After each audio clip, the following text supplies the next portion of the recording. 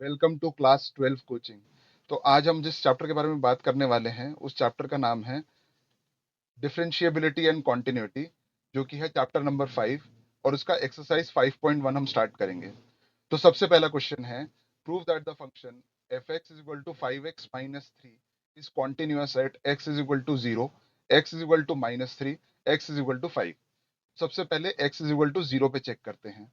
तो function f x is continuous at point x. अगर वो पॉइंट एक्स पर कॉन्टिन्यूस है तो limit x tends towards the point, यानी कि limit x tends towards c, f x should be equal to f c. तो यहाँ पे क्या है कि हम लोग x इज इक्वल टू 0 पे चेक कर रहे हैं। तो सबसे पहले हम लोग चेक करेंगे कि f0 क्या है। तो f0 चेक करने के लिए क्या हो जाएगा कि f0 इज इक्वल टू 5 × 0 - 3, और 5 × 0 - 3 मतलब 0 - 3, और वो वैल्यू हो गई -3। अब limit x tends towards 0, 5x-3, इसको चेक करेंगे। तो x की जगह पे 0 यहाँ पे डलेगा, क्यों? क्योंकि x टेंड्स टूवर्ड्स 0 है। तो जब 0 की तरफ जाएंगे तो एक्चुअली वैल्यू 0 ही हो जाएगी। तो 5 × 0 - 3, तो इसकी वैल्यू भी आ गई -3। तो limit x tends towards 0 f x, यानी कि इसकी वैल्यू हुई -3 और f0 की वैल्यू हुई -3। इसीलिए ये फंक्शन जो है कॉन्टिन्यूअस हो गया at x is equal to 0। इसका नेक्स्ट पार्ट है continuous at x is equal to -3। अब x इक्वल टू -3 पे कॉन्टिन्यूअस है कि नहीं है।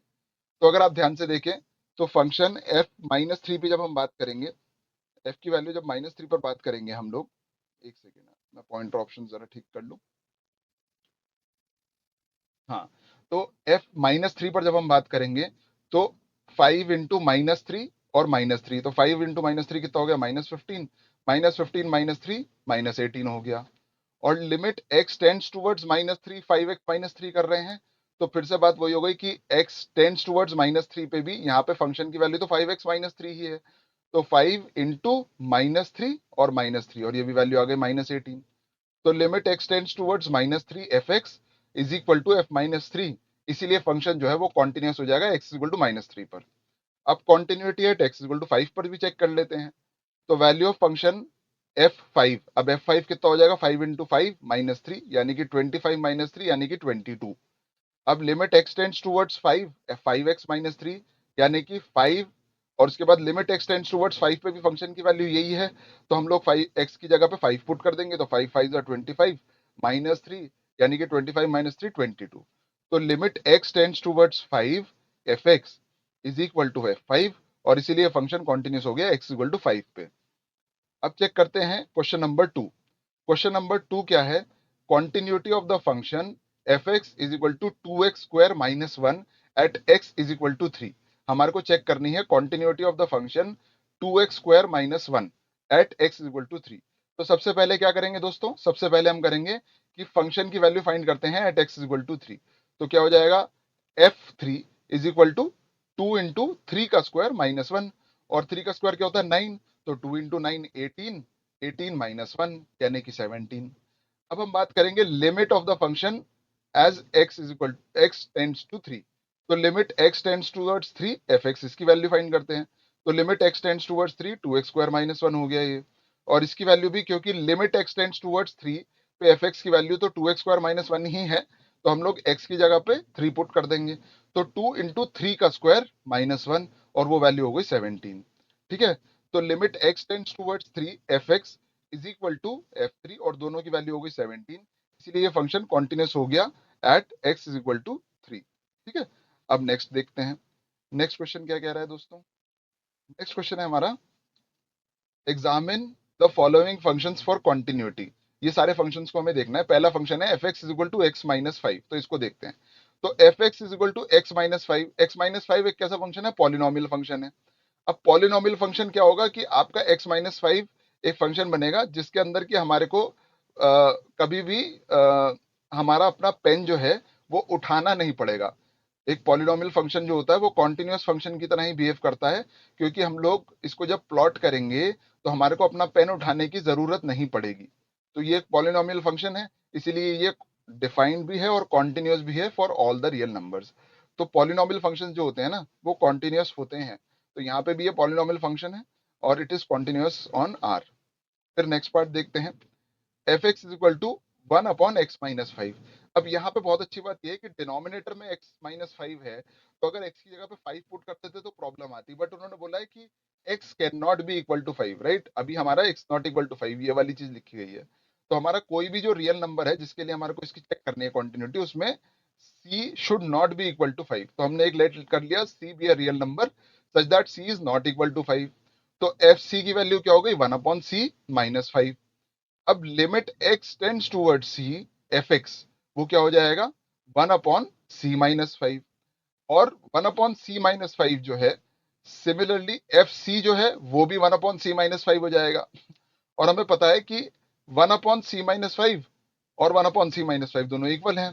तो इसीलिए हम बोल सकते हैं limit x tends toward c f x is equal to f c. और इसलिए the function is continuous at all the points in the domain, यानी कि रियल नंबर्स माइनस 5। तो 5 के अलावा जितने भी रियल नंबर्स हैं उन सब पे फंक्शन कॉन्टिन्यूअस हो गया। ये 5 जो है इसको छोड़ के बाकी सारे रियल नंबर्स पे कॉन्टिन्यूअस है। फिर नेक्स्ट देखते हैं, f x is equal to x square minus 25 upon x plus 5, और इसमें भी x is not equal to minus 5। तो x should not be equal to minus 5 होना चाहिए।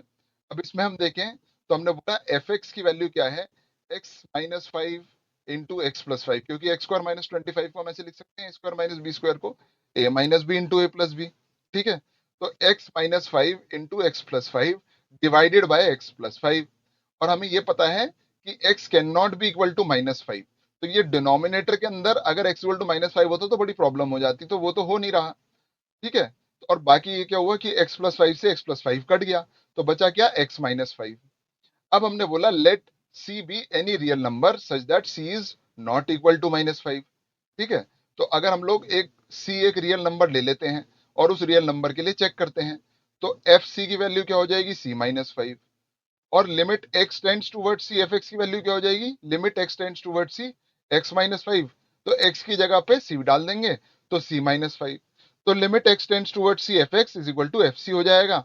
और इसीलिए हम बोलेंगे it is also continuous at all the points in the domain. और डोमेन क्या हो जाएगा, रियल नंबर्स एक्सेप्ट फॉर -5, -5 के अलावा सारे रियल नंबर्स पे। फिर तीसरा पार्ट है दोस्तों,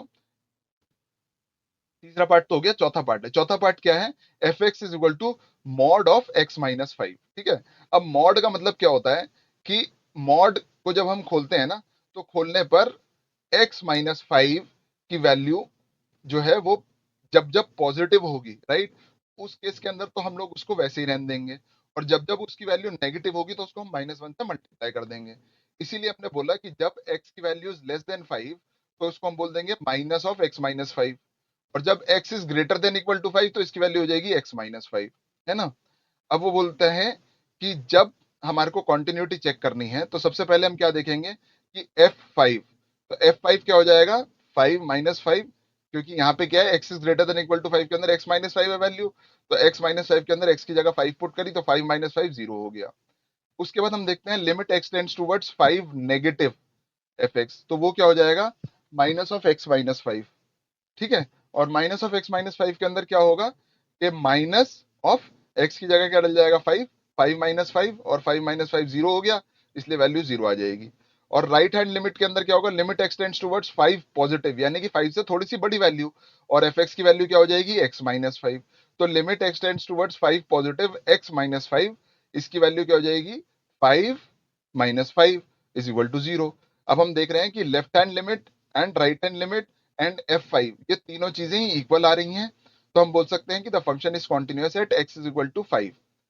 ठीक है, उसके बाद x की वैल्यू लेस देन 5 और x की वैल्यू ग्रेटर देन 5। तो x की वैल्यू लेस देन 5 के ऊपर इसकी वैल्यू माइनस x माइनस 5 की जाना जा रही है, और x की वैल्यू ग्रेटर देन 5 के अंदर इसकी वैल्यू x माइनस 5 की तरह जा रही है। तो ये तो वैसे ही लीनियर पॉलिनोमियल्स हैं, तो इन पर तो फंक्शन वैसे ही कॉन्टिन्यूअस होगा। तो इसीलिए function is continuous for all the real numbers. ठीक है, फिर क्वेश्चन नंबर 4 पर आते हैं। क्वेश्चन नंबर 4 है f x is equal to x to the power n. हमारे को बोला जा रहा है कि इस फंक्शन को प्रूव करो that it is continuous at x is equal to n, where n is a positive integer. तो सबसे पहले हम क्या करेंगे कि find the value of the function at x is equal to n. तो x is equal to n पर function की वैल्यू फाइंड करते हैं, तो वो क्या हो जाएगा, f n is equal to n to the power n. तो एफ एक्स जो है उसकी value at x is equal to n क्या हो जाएगी, n to the power n. उसके बाद हम करते हैं लिमिट एक्सटेंड्स टुवर्ड्स एन पर इसकी फाइंड। तो limit x tends towards n f x की वैल्यू क्या हो जाएगी, limit x tends towards n x to the power n, और यहाँ पे भी एक्स की जगह पे हम एन पुट कर देंगे तो ये भी हो जाएगा n to the power n. तो limit x tends towards n f x is equal to f n, और ये दोनों क्या हो जाएंगे n to the power n. तो इसीलिए function f x is equal to x to the power n is continuous at x is equal to n. फिर हमारे पास नेक्स्ट आता है क्वेश्चन नंबर 5। यहाँ पे बोला गया है is the function f defined by f x is equal to x when x is less than equal to 5 and 5 when x is greater than 1। ये वाला जो फंक्शन है ये कॉन्टिन्यूअस है at x is equal to 0 या x is equal to 1 या x is equal to 2। तो सबसे पहले एक्स इज इक्वल टू 0 पे चेक करते हैं। तो एक्स इज इक्वल टू 0 पर ये फंक्शन क्या है कि इसकी वैल्यू होती है f x is equal to x. क्यों, क्योंकि एक्स इज इक्वल टू 0 जो है वो 1 से छोटा है, तो इसीलिए यहाँ पे तो एफ जीरो जो है वो भी 0 हो जाएगा, क्योंकि f zero is equal to x, यानी कि f x is equal to x है तो f zero is equal to 0 हो जाएगा। और limit x tends toward 0 f x जो होगा वो हो जाएगा limit x tends toward 0 x, और वो भी वैल्यू आ जाएगी 0। तो इसीलिए limit x tends toward 0 f x is equal to f zero, इसीलिए f x is continuous at x is equal to 0। ठीक है, फिर हम देखते हैं x इज इक्वल टू 1 पे। अब x इज इक्वल टू 1 पे नोटिस करो दोस्तों कि फंक्शन में कुछ चेंजेस आते दिख रहे हैं, ये ट्रांजिशन पॉइंट की तरह बिहेव कर रहा है कि भाई x is less than equal to 1 पे इसकी वैल्यू है x, और x इज ग्रेटर देन पर 1 पे इसकी वैल्यू है 5। तो इसीलिए हम लोग लेफ्ट हैंड लिमिट चेक करते हैं, राइट हैंड लिमिट भी चेक करते हैं, और f इज इक्वल टू वो x इक्वल टू 1 पे भी चेक करते हैं। तो सबसे पहले value at the point x is equal to 1, तो वो क्या हो जाएगी f1, और f1 की वैल्यू क्या हो जाएगी 1, क्योंकि f x is equal to x है, तो f one is equal to 1। फिर limit x tends towards 1 negative f x, इसकी वैल्यू क्या हो जाएगी, क्योंकि 1 नेगेटिव मतलब 1 से थोड़ा सा छोटा नंबर, तो 1 से थोड़ा सा छोटा हुआ तो उसकी वैल्यू x की तरह बिहेव करेगी। तो limit x tends towards 1 negative f x is equal to limit x tends towards 1 x, f x की जगह हमने x पुट कर दिया, और फिर हम यहाँ पे x की जगह पे 1 पुट कर देंगे, तो limit x tends towards 1 x, इसकी वैल्यू क्या आ जाएगी 1।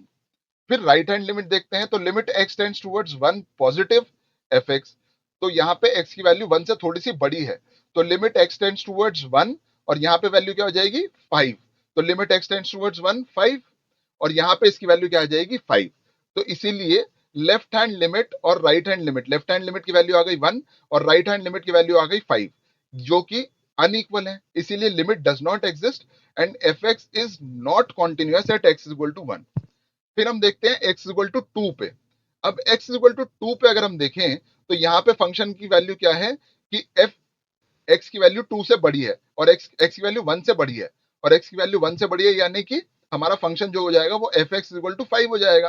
तो ये कॉन्टिन्यूअस फंक्शन तो होगा ही, ये कांस्टेंट फंक्शन भी हो जाएगा कि भाई एफ एक्स, चाहे आप एफ एक्स इक्वल टू 2 पे चेक करोगे तो क्योंकि वो 1 से बड़ा है तो एफ टू भी 5 होगा, और limit x tends towards 2 f x, वो भी लिमिट एक्स टेंड्स टूवर्ड्स 2 5 हो जाएगा, और इसीलिए limit x tends towards 2 f x would be equal to f two, इसीलिए f x is continuous eight